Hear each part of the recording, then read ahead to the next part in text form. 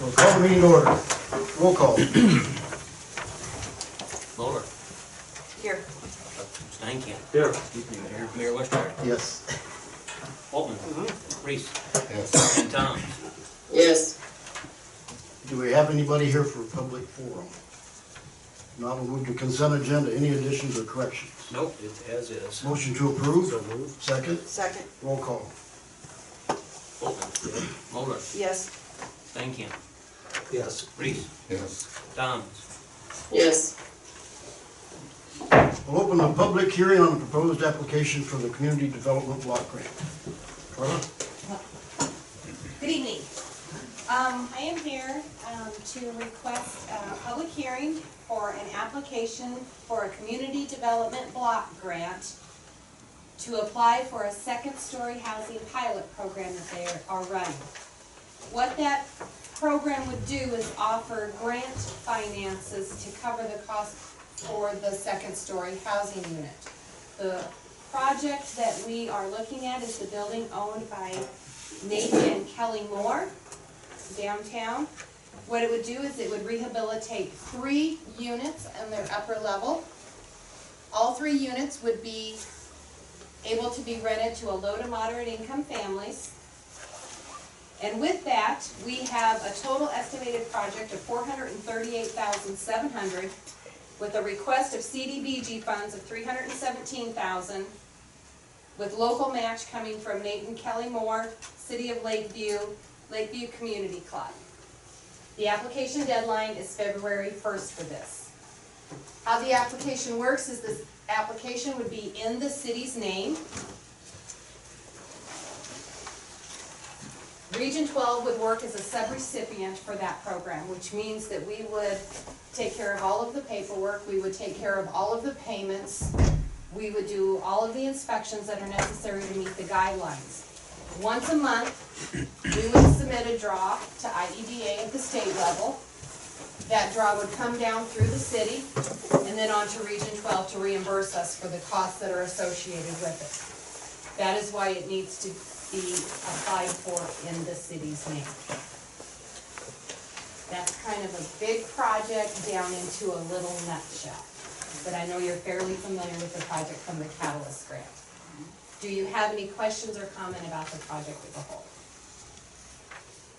What was the total price at the top there? $438,700. IEDA imposes a lot of guidelines that the Community Catalyst grant does not. Architectural fees, engineering fees, abatement for the lead-based paint. Those things add up pretty quickly when doing that. But then they're also offering grant funds on the flip side to cover those costs. Anybody have any questions? Any more input for the public hearing? Yeah, I guess just again to note that the city does have matching funds in that, and the matching fund's $25,000 cash, and it's $1,200 for the asbestos inspection cost. Okay, we had committed that towards that Catalyst grant. This is the same funds. There is no new funds that go to it. It's the same funds. Must be it. Thank you, Carla. All right. All right, thank you. We'll close the public hearing. Resolution 1905. I make a motion that we approve it. Second. Roll call.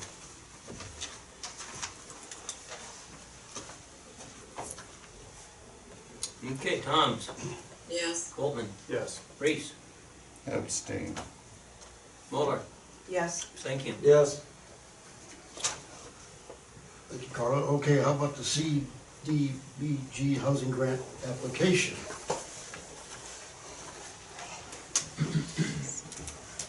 We have to approve the target area. Yes, yes. As you know, we've been working with your housing committee over the last probably 6 months or so on arriving at a target area. This is for the community development block grant that would offer owner-occupied housing rehabilitation. Rehabilitation is in the form of up to $25,000 of life safety and energy efficiency rehabilitation in the form of a 5-year forgivable loan. Once again, to families meeting 80% of the area median income. Family of one, that's around $36,000. Family of four, it's around $48,000. The target area was decided based off of target area size. We want to keep it under 75 houses to maximize our points. Low to moderate income ratio, as you can see, this area right here is at 70.99% of LMI. Your town as a whole sits at 38.85, so I think we found the area of need within your town. Once again, upping that creates 5 points in the LMI area. The other part of that made it a good candidate for this program is that we received 25 interested homeowners that say their income meets the guideline, and out of those, 23 are deed holders. So we're starting off with 23 interested applications for 6 projects. So that's a nice number to start with. And that's how we got to that target area. Any other questions on that? And the housing committee did a good job getting them responses back, am I correct? The housing committee was incredible. Yes. They were incredible. Yeah. You have the best volunteers. You do, you can put that in the minutes. Yeah. The best volunteers. No, they did a fantastic job, and it was cold on the end of that, getting those rounded up too. So we are looking to approve the target area 1, and then I will talk to you about the technical services procurement. Do we have a motion to approve the target area? So moved. Second. Roll call. Moller, Yes. Wolfman, Yep. Reese, Yes. Stankin, Yes. Thomas. Yes. Okay, technical services, that's what you're gonna provide. The procedure, A portion of the grant requires qualified inspectors who are familiar and have a background with administering CDBG funds as well as the necessary lead inspection certificates. And these services are paid for with the grant funds. This allows for an inspector to go out and do the initial inspections, to write up the specifications, to properly procure the projects, review the bids, contract the contractors, do all of the inspections and all of the final paperwork. As part of the process to be ready with the application, we are asking our cities to do this procurement prior to the application. So all things are contingent upon grant award. We are unable to assist with that process because Region 12 would provide pricing for the technical services. Any questions on what they would do or who's paying the bill for the technical services? Who's paying the bill? The grant.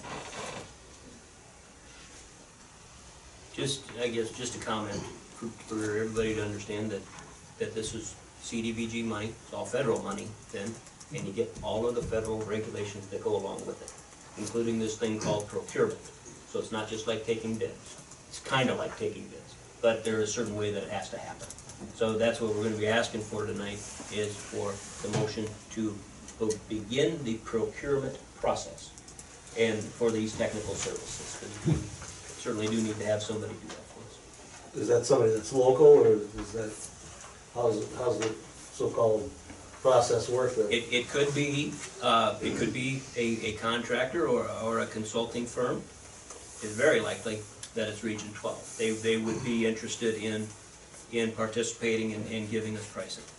One thing that a local person would need is they would need the experience of administering block grants and using the federal procurements. They would also need all of their lead inspection certificates. So you typically don't see a local contractor because they don't have those certificates. do we have a motion to begin the procedure? I'll make that motion to begin the procedure. I'll second it. Roll call. Okay, Muller, Yes. Stankin, Yes. Boltman, Yes. Reese, Yes. Thomas. Yes. Thank you, Carla, for everything. Thank you. We had this, the CDBG steps was laid out here on your seats also, and we didn't get you one, Vicki, other than you've seen this at the last housing committee meeting about the steps that were involved with our housing rehab. But Right. Couple interesting things that you might want to take note is, obviously, number 1 is being mapped, number 2 is complete, number 3 you just approved, and the income verification, the other part of gaining readiness points with your application is to actually go out and run a full application intake period to get homeowners, so that when we admit, we say, we want 6 projects, but hopefully we can say there's 9 homeowners interested. So we're gonna start that application intake period February 15th to March 1st, and then we'll need about a month to do all their income verification, so that at application submission, which is May 1st, give or take a day or two right now, we will have all the readiness points. And as people are talking about this, it is all contingent upon grant award. The other thing that's gonna happen is we'll come back April 1st and we'll talk about a little bit of city community match. We'll hold another public hearing, approve the technical services and administrative providers, and pass any resolutions that need updated on your federal languages. And Region 12 will provide all that for you, Scott. Any questions on the program or what's coming up next on the housing rehabilitation grant?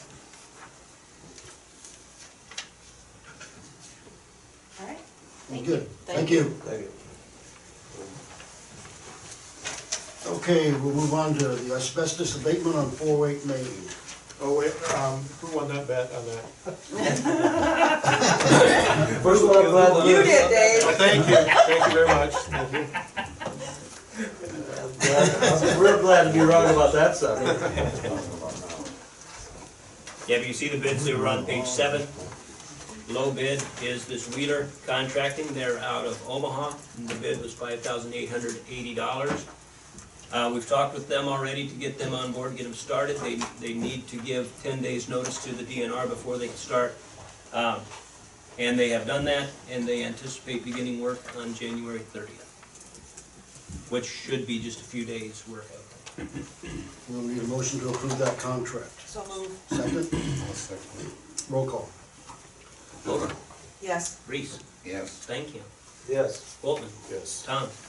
Yes. Okay, resolution 1906, we need to fix a date for public hearing for the fire truck. Yeah, let's take a look at page 8 in your packet here first.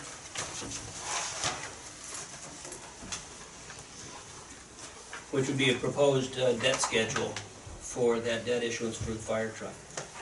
I would propose to issue $190,000. If you remember at the fire meeting, there was concern raised that basically we would issue too much debt. There was a couple $1,000s over the amount that was needed. At the time, I had proposed $195,000.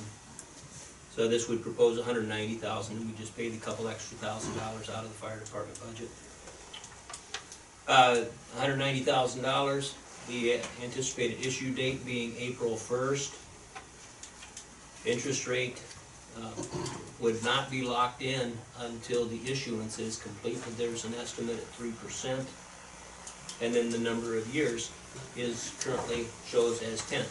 And kind of done that way for really a reason to, it's been consistent for the past couple trucks. 10 years have been basically 10 years between each new truck that way. And it keeps debt service payments relatively low. And I've structured the principal payments then so that the total principal and interest payments over the years remain steady. And the township certainly like to see that for consistency purposes. So this interest rate, has that been guaranteed, or is it still negotiable? It's still negotiable, but it is right in the ballpark of where it should be. Are we splitting it between the banks, local Yeah, banks, is that what we're excuse me, thinking? yeah, that's, I've talked with both Farmer State Bank and Iowa State Bank to split it. So you need a motion on that? Yes. Yeah, so, Second, I'll second it. roll call. Boltman, Yes. Reese, Yes. Kohler, Yes. thank you. Yes. Tom. Yes. So all that we passed with that resolution was to set a public hearing date, which would be on February 4th. I believe Jim said they're gonna paint the truck this week. We won't go down and watch them paint it with you this week. It's not blue, right? No, it's not blue. It's the only thing in the city not blue. Ordinance 497, this is our second reading on the sewer rates. Yes, this will be the second reading, and I've heard no comments at City Hall. The motion on 497, I'll make it. second. Second, Roll call. Thank you. Yes. Moller, yes. Reese, Yes. Waltman, Yes. Thomas. Yes. Okay, we have some committees tonight for budget requests.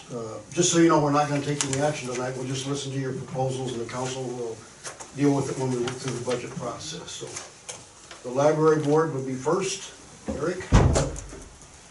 Okay, I'm sure you all have this in your packet. The library board has requested a 2.3% increase in our budget, and the city's share of that would be $809.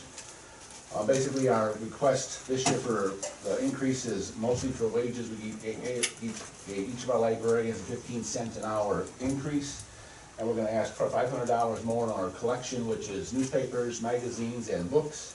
And we do carry like 6 newspapers. People come in there and read newspapers all the time, daily. So that's a very important part of our circulation. We also have a $300 request increase for supplies and advertising. We figured that we're gonna have some advertising to do when we get the final price for our edition, which is still in negotiation. And I do have about a dozen little factoids here about the library, that we currently have 1,977 registered patrons at our library. There are 2 different game days held at the library outside of regular open library hours, with Canasta players and the John players, generally meeting every other week or every week throughout the year. An after-school hour for older children, which is held on Monday afternoons throughout the year, has been facilitated by head librarian Kay Montano for several years. Assistant librarian Marcia Hawkinson is currently on her 2nd year of facilitating a storytime program for 4- and 5-year-olds on Thursday afternoons. A book club meets monthly at the library, drawing in some 15 or so members at each meeting. There are numerous jigsaw puzzle lovers who regularly work on puzzles on almost a daily basis. We have several patrons who come in daily to read the papers and the magazines provided by the library. The annual Scoop Trail Room continues to grow in attendance each year. 2 exceptional absolute science programs for kids, along with other children's special events, are held throughout the year and during the summer meeting program. The library has received estate monies designated to enlarge the library, and the library continues to receive memorial funds from local patrons who believe in the importance of our local library. We are currently increasing our large print materials for patron convenience. We added the 5th public computer just this past month. And our huge selection of DVDs is our 2nd most used resource, as patrons are able to check them out for a week at a time at no cost. So if anybody has any questions or about anything going on at the library. Sounds good. Doing a good job. Yep. The library board does a really good job. Thanks, John. Pass that to the community. And I don't want to put you on the spot here, Eric, but can you talk a little bit about that construction project and anything pending with them? Oh, well, we're sort of in limbo right now. The original architect we hired had the estimated construction cost of $350,000. We are, right now, we're in negotiation with, well, we actually have some material that we requested from FEH architects to give us so we can present it to Lakeview, or the Wall Lake Lumberyard. And they're gonna come up with their own design and hopefully a more cost-efficient response to the $350,000 cost of a, 1,600 square feet, basically bare room with just some, tables and a few fixtures. But we thought the cost of the original engineer estimate or architect estimate was quite high, so we're going through a channel of it. And we're still waiting on some replies from Wall Lake Lumber, but that's still in the works. So we're looking for an alternate, much less, probably close to half price, or 40%, or so of the original quoted price of $350,000 to build that. We did get that computer file from FEH, Okay, and that's been forwarded on over to them. okay. So Wall Lake Lumber is working hard on our benefit to come up with a better proposal. They're just waiting to get it back from their engineer guy. Okay, I talked to him Friday, so okay. they're getting there. From Okay. timing and budgeting purposes, Remembering that this budget that we're working on goes through June of 2020. Okay, Should we be budgeting any capital expenses for the building?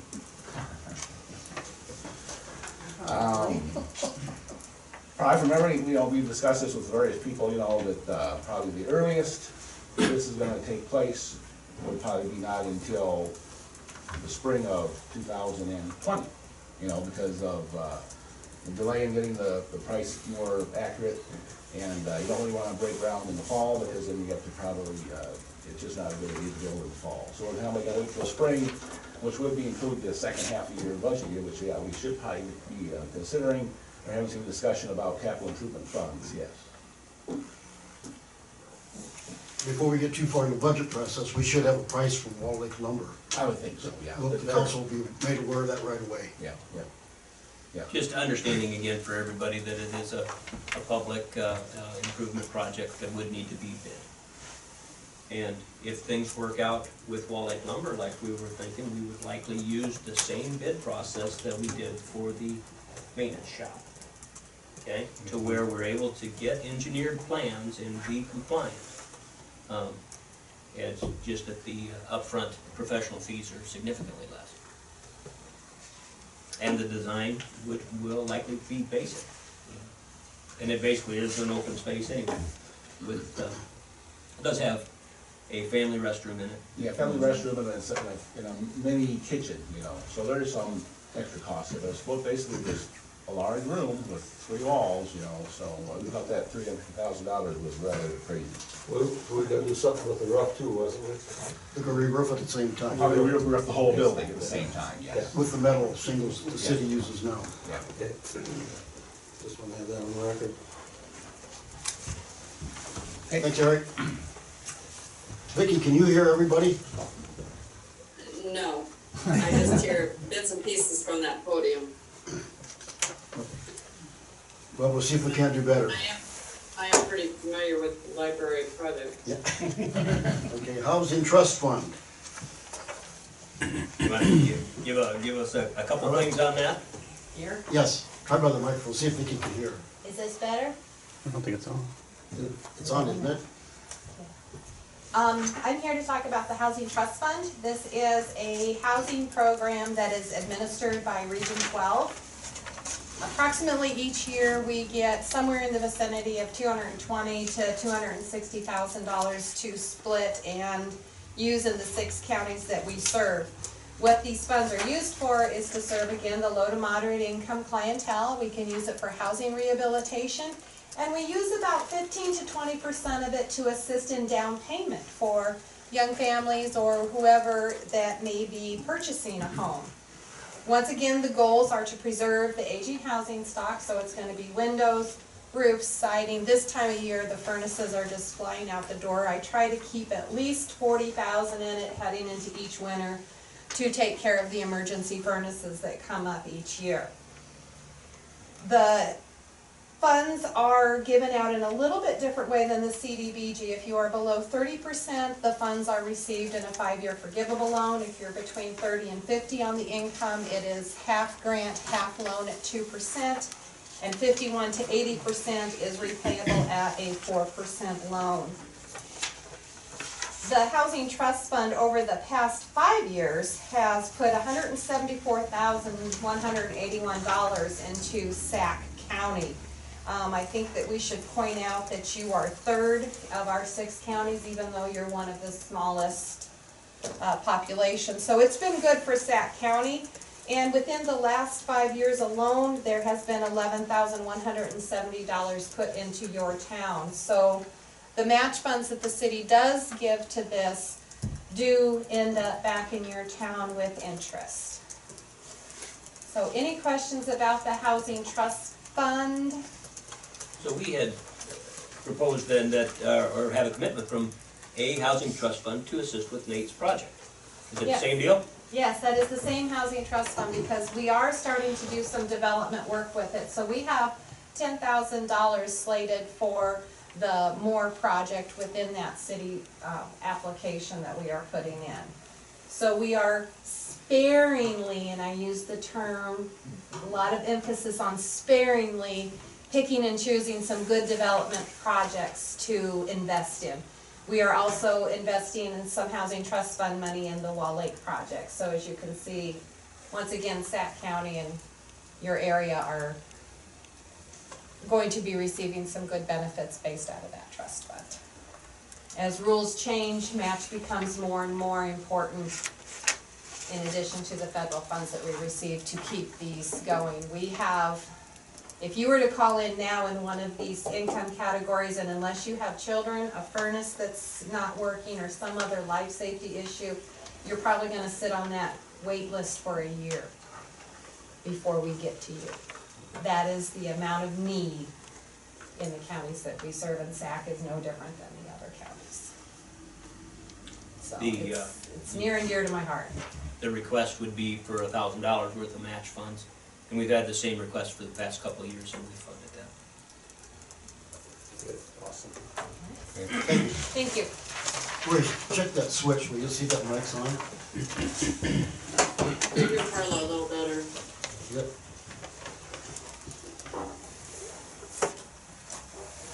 How's this, Vicki? Well, just. Any better? just- Yeah.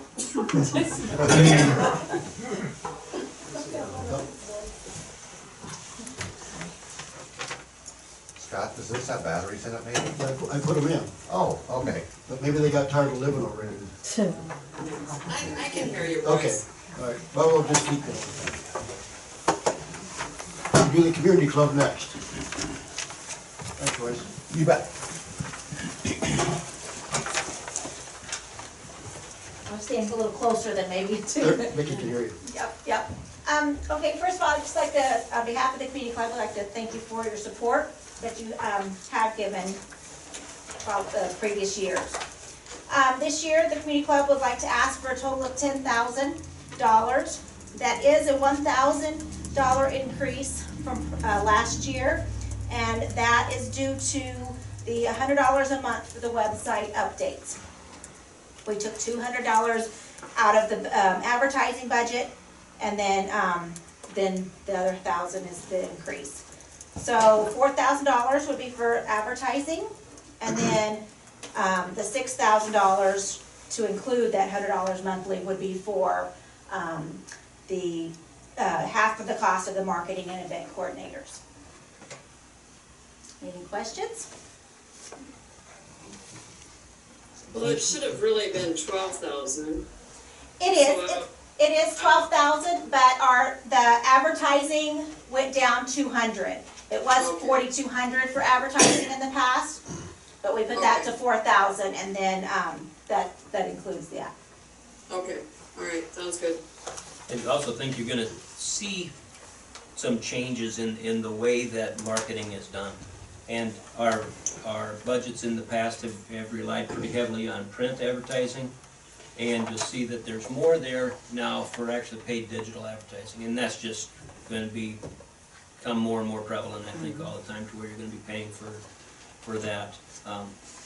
And I mentioned Facebook or Snapchat there. They did some Snapchat filters that the Carnival Committee did last year, and had really overwhelming response with that. But they cost a few bucks to do that, so I think you can look at some of those changes coming now too. Thanks, Jennifer. Thank for you. Community club and all you do. Yep, appreciate it. Okay, park board.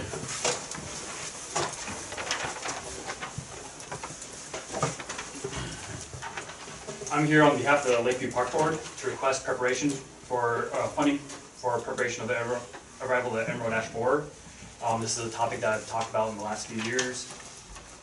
We all know that it's an exotic tree pest that targets and eventually kills ash trees. With each passing year, confirmed infestations of this pest continue to get closer to our community.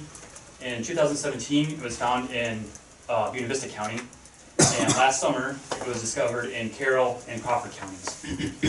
These reports should serve as a reminder that it is continuing to spread and will affect our town in the near future. Our recommendations for addressing this threat remain unchanged from past years. We urge proactive plan based on two management tools. The first is a reduction of ash tree population to a manageable, healthy stand. by removing trees that are vulnerable to infestation and are unlikely to be saved with treatment. The cost for a tree removal will vary according to size, and will run about $600 for an average sized tree. The second tool is the chemical treatment of healthy trees with systemic insecticide. The cost for a chemical treatment of an average sized tree runs about $100 to $150. Chemical treatments, they do have the drawback that they need to be reapplied every 2 years, so that's a reoccurring cost. Our recommendation is to budget $10,000 for tree maintenance. We advise putting this money into a fund that will not be spent until the Emerald Ash Borer is confirmed within a 15-mile radius of Lakeview. That 15-mile radius is recommended by Out-of-State University Extension and other DNR and other sources for management of Emerald Ash Borer. When it's confirmed within that radius, they recommend everybody within that 15-mile radius to be treating their trees if they want to save them. So the idea is then that when that Emerald Ash Borer is confirmed within that radius, by having this $10,000 put away, we would have money to spend to take immediate action for treatment or removal or whatever we decide. With appropriate budgeting and planning, we believe that Lakeview can be prepared to meet the threat of Emerald Ash Borer and disperse the costs associated with over the years to come. Thank you for your time. Any questions or anything like that? Didn't we set some money aside before this? Or? So the past couple of years, we've budgeted this. Okay. And then the first year, I think it was not utilized, we used it for lake spray. But it's in the budget for this current year, and that would be set aside. Okay. Like Brett? Thank you. Thank you. Park Board also does a good job. Thank you. We got a new request this year, Richard, from the Lakeview Historical Museum. Thank you, John. Yeah, we're kind of new to this process, so bear with me as I work my way through this thing. So, the Lakeview Historical Society, which is the museum basically, is a 501c tax exempt organization. The museum is free. There's no admission charge for people to go through the museum. We're open from Labor Day, from Memorial Day to Labor Day on Saturdays in the afternoons from 2 to 4. And one of the 9 board members is there, sometimes 2 of us, to take care of the visitors. So in 2018, we had right at 1,000 visitors. And those 1,000 visitors came from 47 cities in 9 states. So we do get, when I go down there, the weekend that I watch the museum, it's in summertime, I may get 7 or 8 campers to come through. You know, just because it's something that they can go to and it doesn't cost them anything and they can see some nice things. So we have a whole host of things in that building. If you've never been in there, you ought to take some time to go down there. We have a bunch of distinctive displays. We have the 130 species bird collection that used to be in the community building upstairs here. They're there. Scottish Highlander things, the Durst train, things from the city of Lakeview, from Black Hawk Lake. We have some Danbury miniatures, and we have girls' state tournament boards from when the girls were winning state tournaments back here in the 70s. We have alumni and a lot of military stuff. Lakeview, and the old Lakeview resorts are all in there. You can go down and you want to find something from Lakeview Resort, they're in there. We actually have the first post office from the city of Lakeview is now in that museum. There's lots of neat stuff. I remember I was through in there one day and I learned something that I didn't know. Y'all knew, you're all pretty much old enough to know who Guy Lombardo was. Kenny Gardner was his baritone. Kenny Gardner was born here in Lakeview. Didn't live here long, but he was born here in Lakeview. So there's all kinds of interesting things in the museum that you can find out there. So, and we market the museum pretty good through the Iowa Tourism Guide, Sac County Historical Society, and we have things on the electronic city sign here. and newspaper articles, things like that, so. The reason I'm here after telling you all those little factoids is, would like to request that you people consider some financial help for the museum. All the museums in Sac County have help from their cities, with the exception of Lakeview and Odeo. And actually, the Wall Lake Museum is actually owned by the city, so they take care of that 100% on themselves for the city. So, anyway, we have a tight operating budget. We have about $4,500 worth of fixed cost annually, and $2,000 of that in round figures is utilities, and $1,000 of that being Lakeview utilities, another $800 or $900 for Black Hills Energy, and then another $300 to $400 for phone service. Our insurance is about $1,600 a year. We have an annual elevator inspection that is required, and that's $600 every year. And our post office box is $40. And for income, we get money from the Sac County Historical Society every year in the amount of $1,500. The Virginia Piper Trust has come through for several years with $1,000, but you never know, that could go away. So, and then we always have the pancake breakfast Memorial Day weekend, and we end up getting $900 to $1,000 from that. And in the fall, the ladies do the bridge open out at the out of Boulders, and that collects about $400, and we get about $500 from memberships and donations. So we're about break even. Cost us $4,500, and we receive about $4,500. So, but at some point in time, like I say, part of those donations could go away. So we thought when the fall meeting, the board kicked this around and said we should ask the city for something. And we said that probably the least painful for the city would be to pick up our utilities. And last year that was $990, right, Scott? We looked at that. So. Now, I can look at that two different ways. I can look at that, well, that doesn't cost the city very much, because a lot of that stuff is, you know, is the water cost and the sewer cost is pretty minuscule in the whole big thing, and the electrical part maybe a little more, because you gotta pay for the power, I understand that. But then also, you can look at it from the city side, well, that's $900 or $1,000 worth of revenue we lost. So, anyway, so it's something for you to think about, and we just ask that you consider forgiving those utilities on an annual basis. So please give that some thought, and whatever decision you make, and if you want to give us less than that, if you want to give us $500, or if you want to give us more than that, you want to give us $3,500, we'll take whatever you give us, okay? Thank you, appreciate it. Thank you very much. Thank you. I'd like to thank all the board and the board members. I've been to most of your meetings, so you guys work really hard, and we appreciate all the committees that the city has. Without you guys, we wouldn't have a city. Yeah, thank you, John. Thank you. Also forgot to mention, Scott's got some lined up for some concrete for the spring for a sidewalk for us, from the log cabin up to the museum itself, so which we really need. Yeah, that'll be Thank you. a joint project with the men's club. We'll be doing the labor on that. We'll take everybody's askings into consideration when we do the budget. Thank you. Thank you. Okay, we got a lease agreement with Randy and Joel Schulte. Yeah, this would extend our lease with them for another 5 years. This first 3-year lease had expired, and that was just $1 lease. At my suggestion, really, I'd like to get this to be the same as what our lease is for the Lakeview sign. We pay $75 annually, and this would be consistent then with that. So that's the proposed lease is 5 years at $75 a year. I move to approve that. Roll call.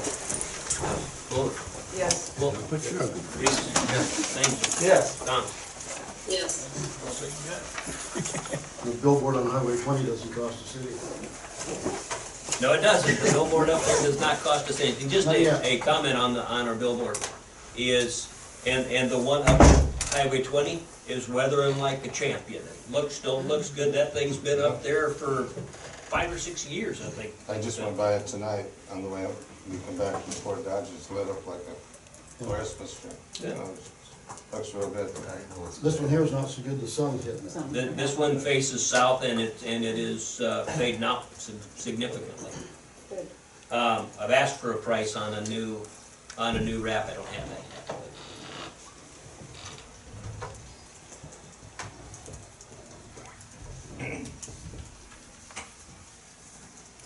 Did we vote on that? Yes. All right, well, Rural Electric Project. They gotta accept the contract, construction, legacy, right? Everything's good, Bill? Everything's excellent. We have to have a motion to accept the contract? Yeah, so what we're doing tonight, we're doing two things. The first thing is to approve this document called Acceptance of Contract Construction. This is us, officially accepting the project and it's complete. Second? Second. Roll call. Boltman, Yes. Moller, Yes. thank you. Yes. Reese, Yes. Tom, Yes. And then we pay estimate number 8 or 5. and this just pays retainage then on the project. Do we have that motion? So moved. Terry, second? Yeah, Roll call. second. Moller, Yes. Reese, Yes. Boltman, Yep. Stanky, Yes. Tom. Yes. Okay, budget preparations. Yeah, just a few things to go through as we continue to work through our budget stuff, and this would just really be a really more educational side of things. First of all, we do plan to have a budget workshop next Monday. So we'll have a full draft budget ready to go by that time, and we'll have that special meeting then just to work through everything related to that budget.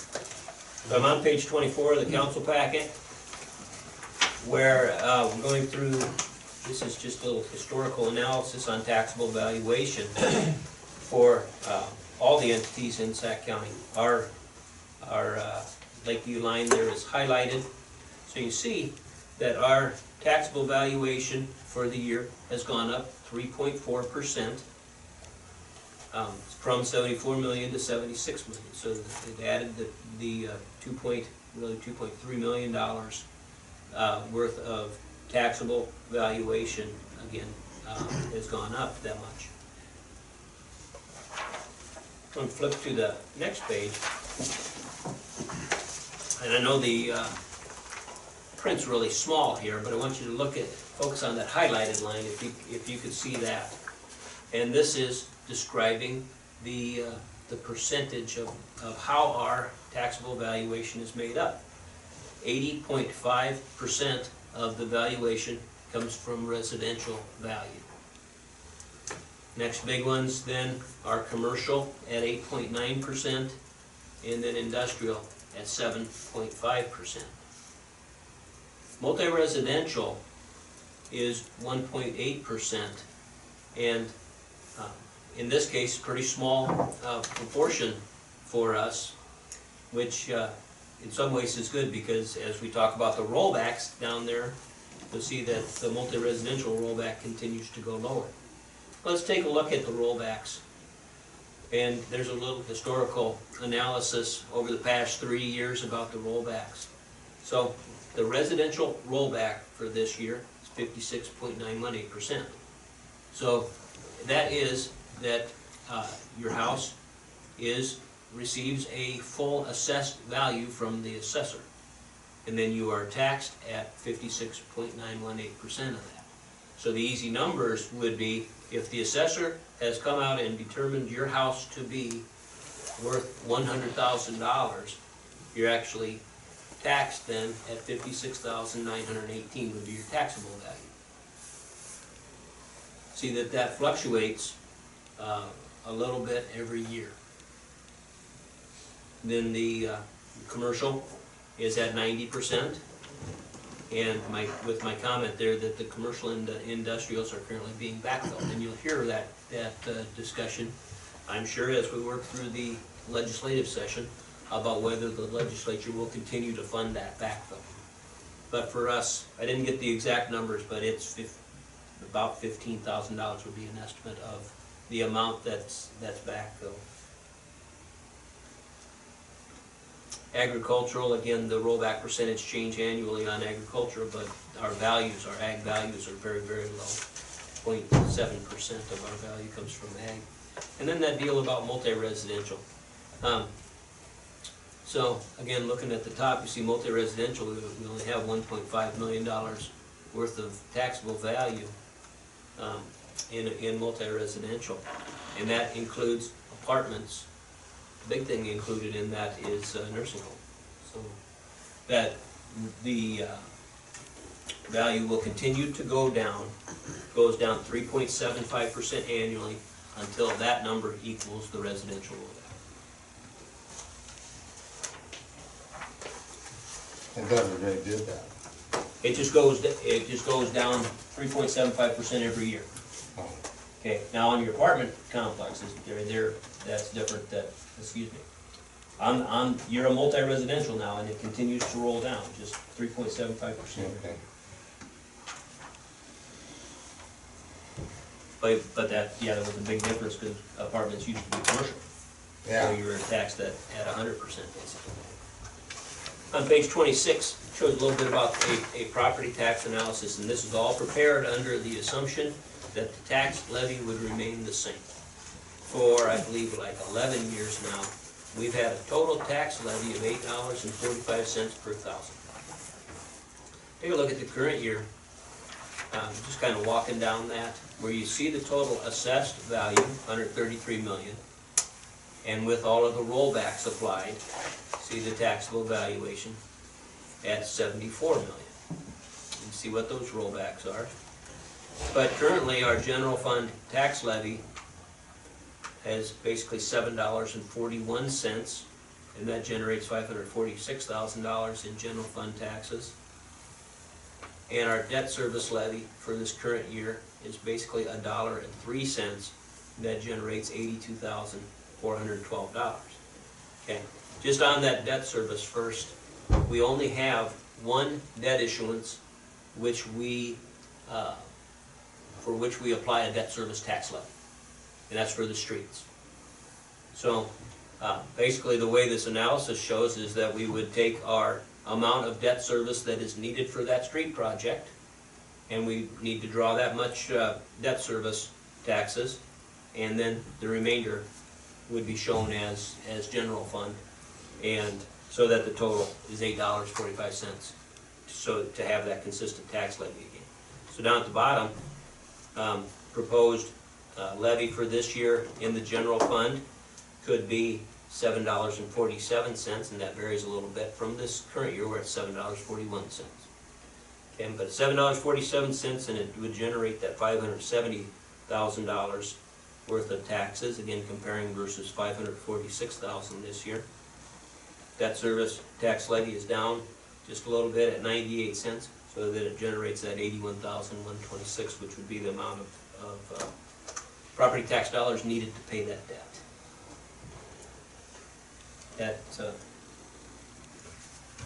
Any questions or comments on that?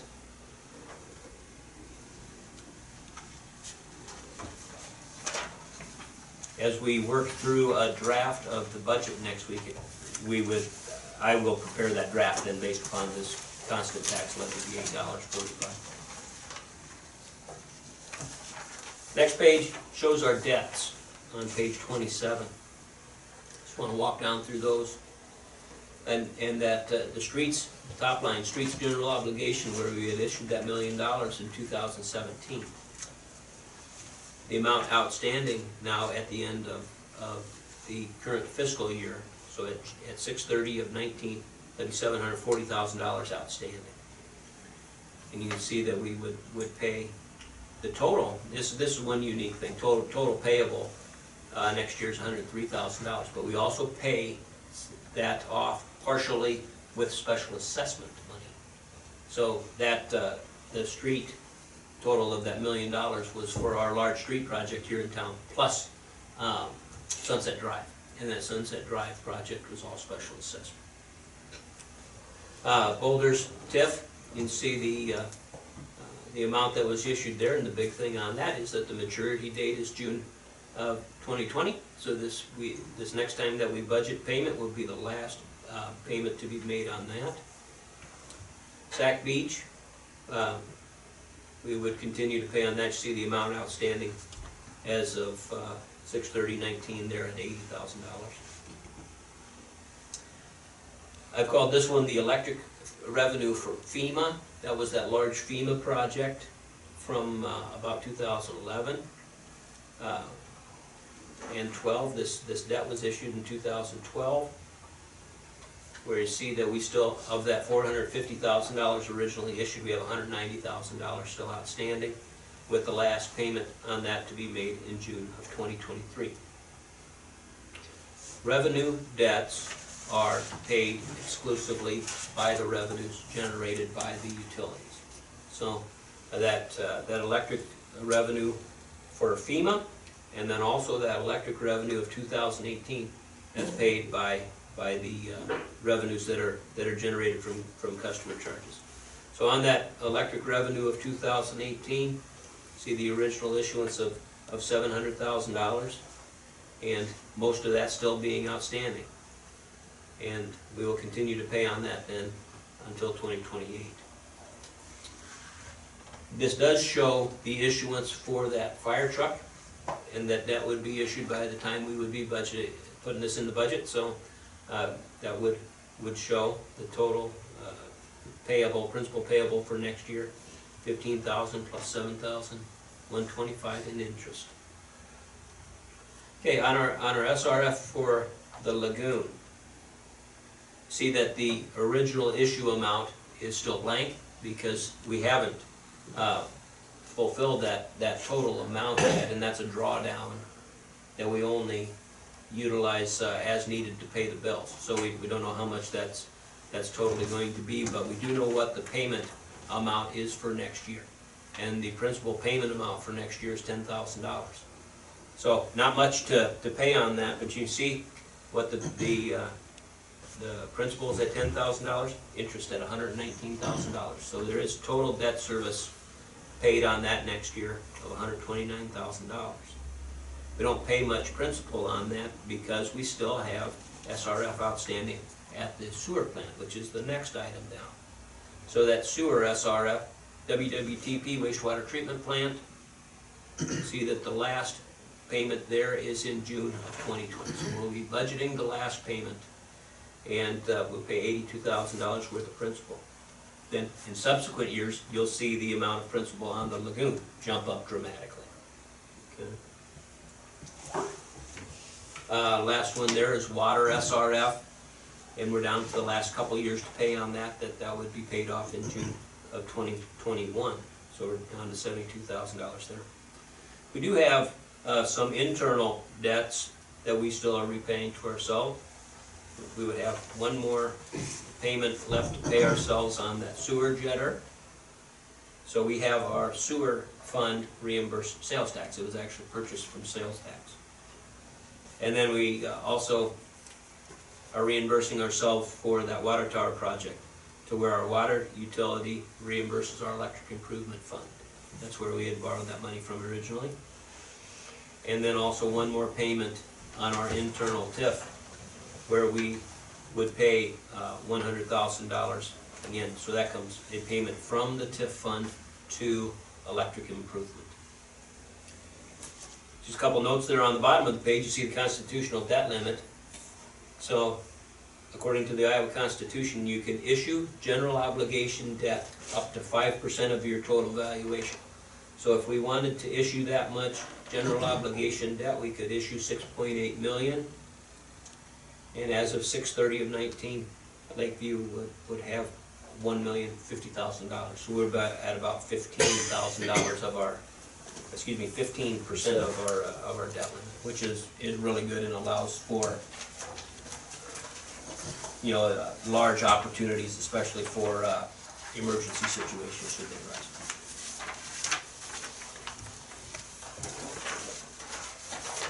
The insurance,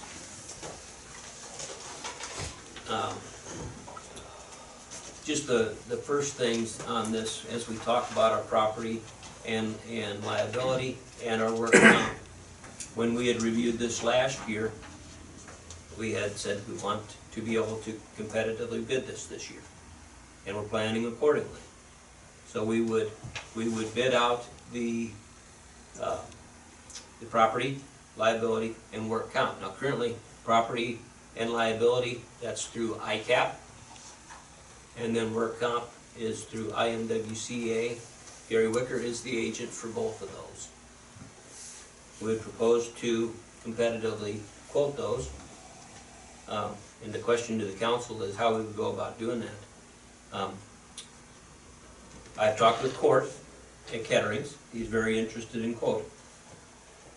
And I guess it'd be a suggestion that basically that would be the only one we'd quote. Would you like to go out of town for a quote would be the next question. I'd like to keep it in town, I think. Yeah, I think we need to, if that gets a stream, then we can always look at it, but I'd say that we got two now, I think they're both local, I think nothing but good. All right, then some notes on that on our property and liability policies, they renew on July 1st. We are competitively bidding those. We do need to give a 60-day withdrawal notice. So that means that we need to have a decision made by the end of April about what we would be doing.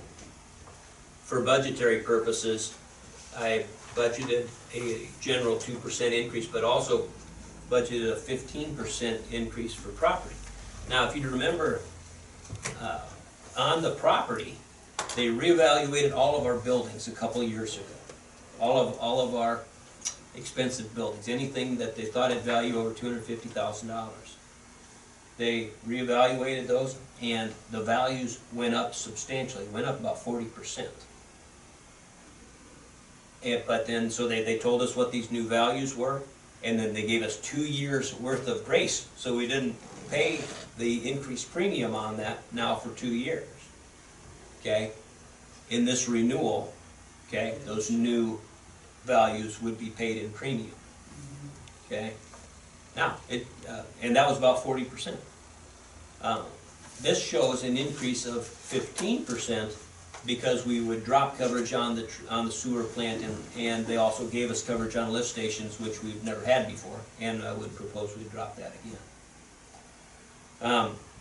With the unknown being what the additional cost would be on the lagoon, which should be dramatically less because there's just not as much, traditional infrastructure buildings and stuff. How much deductible do we have on these policies? Well, for a deductible? Yes. On our structures, we generally keep a $5,000 deductible. Is that typically, to me, that seems like that's pretty low.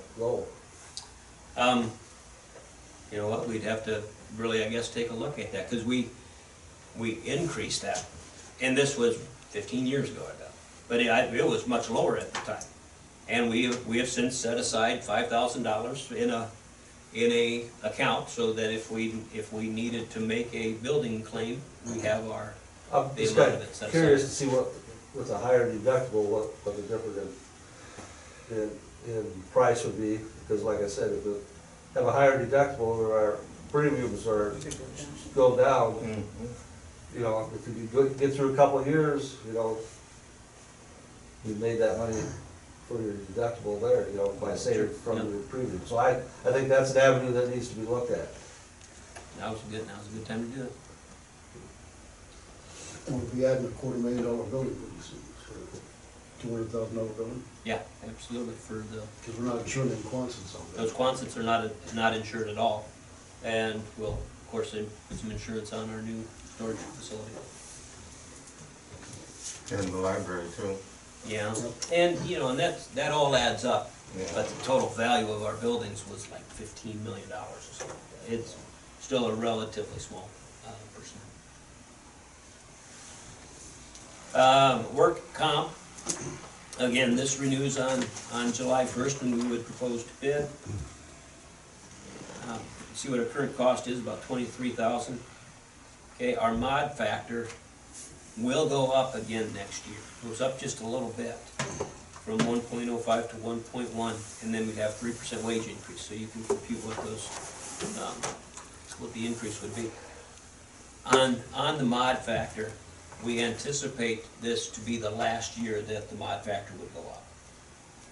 And, because we're still paying on what had been a large claim, but we're still actually paying on the claim from Brian Sorensen, because that, you know, you pay the claim and then it rolls for an additional 3 years. After that, we would anticipate it's gonna go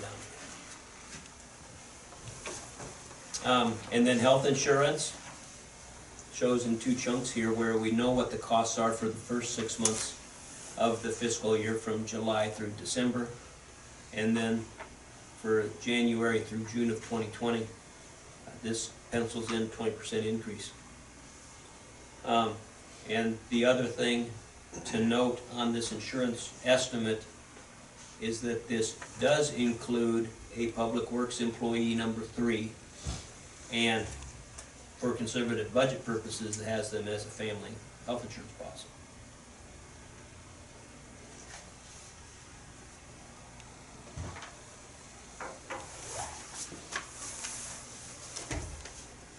So our current insurance cost about $272,000, and we propose that's going to go up to $296,000.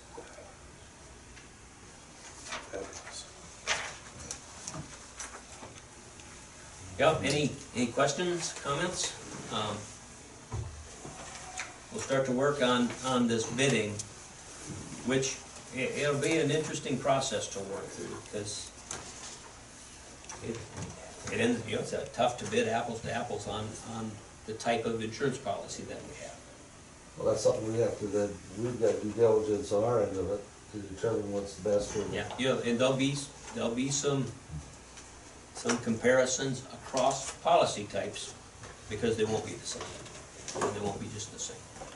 You can always go back to it, if you got questions on anything, how we can clear them up, but, I mean, it might not just be a one-step process. They bring us a bid, and then we check these, but to make sure that it's close, we need to make sure. Yeah, I agree. It's this will, we've never bid the insurance, so it'll be quite an undertaking, I think, for us. Well, when you got competition, it always sharpens our pencil a little bit. Yeah. Well, there's only so many companies out there that you could work with. And each of the agents being independent agents, I'm sure they're looking at some of the same companies. Yeah, sure.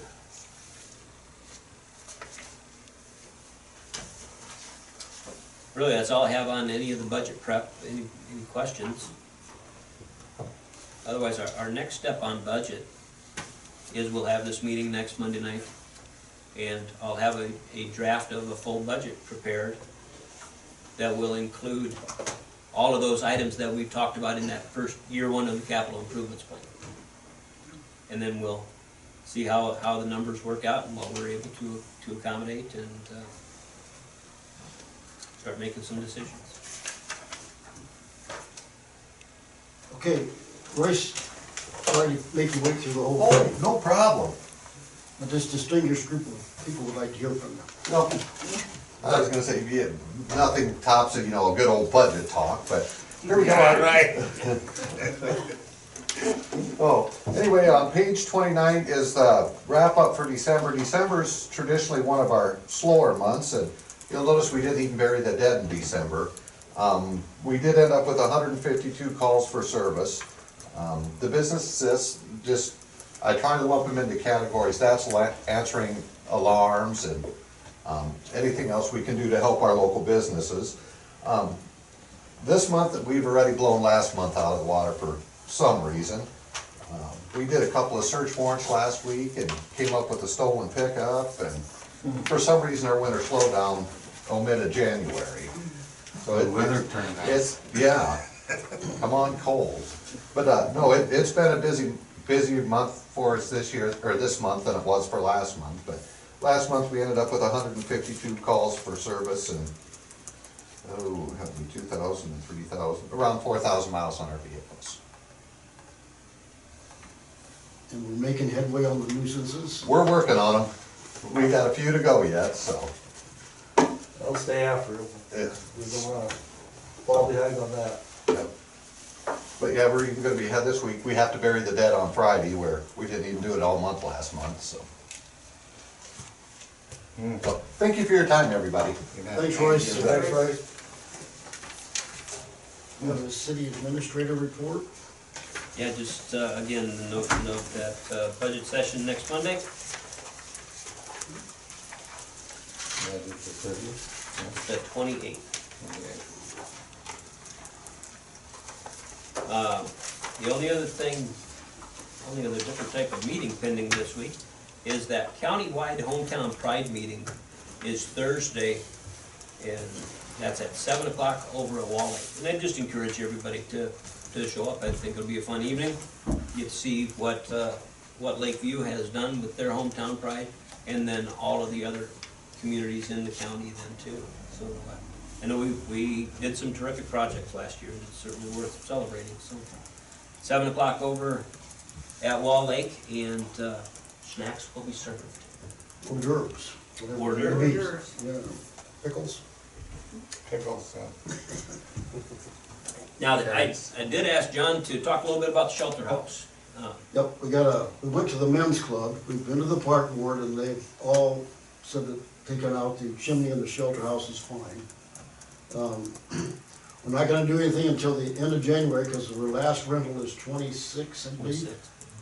And then we're gonna, Bill's got a portable air chisel, we can take the bricks out. And I got Buzz Zulik is gonna be there that day, and he'll do the roof right away so it won't leak. And then he'll do the bottom inside, and we'll get that, the roof, the ceiling inside. And when we get that done, then we'll have the furnace guys come. We don't wanna drop any bricks on the new furnace, so we'll wait till that's all cleaned up. That's gonna be central there too. Yep, it'll be not central, it's at, like motels, it'll be one on each side. Oh, I see, okay. Yeah, and Bill's already, I think the panel box is big enough, he's already run the conduit, so he's way ahead of me. But we're not gonna start until the first Tuesday of that week, because we wanna make sure everything's organized for Monday. I think Larry Hauser and Eric Hawkinson might help take the brick out. They could be heavy. But otherwise, everything's going the way it's supposed to. Hey, John, Yes, I was thinking that one time we had kind of a problem with electrical down there. You know, like when we had that waffle that we didn't have enough output, maybe that was fixed a few years ago. But I Well, mean, it have we was. checked to make sure, as long as we're doing this project, that the electrical is up to But the speed? Lions, when I was on the Lions, yeah, that got taken care of. it got fixed, I think. It's done. Yeah, Yeah, Well, yeah. I would say 5 years ago it wasn't fixed. No, well, the last pancake things I've helped with, it's always worked. I'm hoping it's fixed. I haven't had anybody complain. I'm not really exactly sure what Bill did, but I know he did a big project in there, an upside service, so. We added a bunch of outlets. Okay. That was after the I just omelet. know we didn't have enough Where they to cook 20 year. omelets. There was some issue with that waffle thing, but maybe that's been resolved. That's all resolved now, and there is some extra outlets there, but it's also resolved partially because Dad's Belgian Waffles brings a different type of electrical setup with him. He only plugs in one large plug-in. Okay, right, okay. We're not gonna rent the shelter house in February, anticipating this might take more than a week or two to do it, so. While we're doing the project, maybe an appropriate time to consider rental rates. Okay? Need to go up. Yes, Yeah, here's the history on our rental rates. That 90% or more of our rentals occur on the weekend. Okay, and on the weekend, it costs $50 to rent the building or $30 to rent half. And that has been that way for just coming up on 20 years. So I think it's time that we could reconsider. The other thing that's happened here recently is the Legion has increased their rental rates too. They're at $75 now. So, I would look, I will bring some suggestions to you about rental rates, showing the number of times that the building is utilized. We got all those numbers pretty much ready to go. What was the Legion at before? They raised it? 35, I think. 50, yeah. 50 or something. And they didn't want to raise because they're afraid they'd lose people, but there's nowhere else to go. No, there isn't. No. So we're upgrading the shelter house, we ought to at least raise it up to maybe equal our expenses. Why would we try to rent half of it, just have it half and half? But you ain't gonna be able to if they take out. We're gonna put another new divider across. So it doesn't Yeah, that'll affect- still be the idea, is we'll still have a, basically an accordion door to divide it. And then we've got those rental numbers, but, you know, I wanna show you those numbers, about the number of times that a half is rented, and it is rented by the half a lot. A lot of times you'll have 2 graduations going on at the same time, so a lot of times people, you know, don't want the whole thing. Yeah. But the numbers are unique to look at. Yeah, we do have the numbers, but expect to, I'll bring some stuff to the, Yeah. to a future meeting, and we'll, start to take a look, you know, cause, just in general, I'd be interested in your thoughts about, you know, how much, what would you like the rental fee to cover? Because it's kind of been that we wanted the rental fee to cover cleaning expenses, and that's virtually it. Of course, it never comes anywhere close to covering the, building maintenance or depreciation. And the men's club agreed to blow insulation up in the attic. It's, when we looked up there, there was like 3 inches insulation. They've agreed to blow a foot in if we pay for it, so we don't wanna do that till we're done either.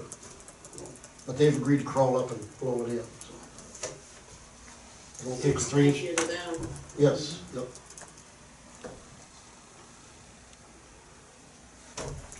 That's all. All right, we'll need a motion to go into closed session. I'll make that motion. Second, Second. roll call.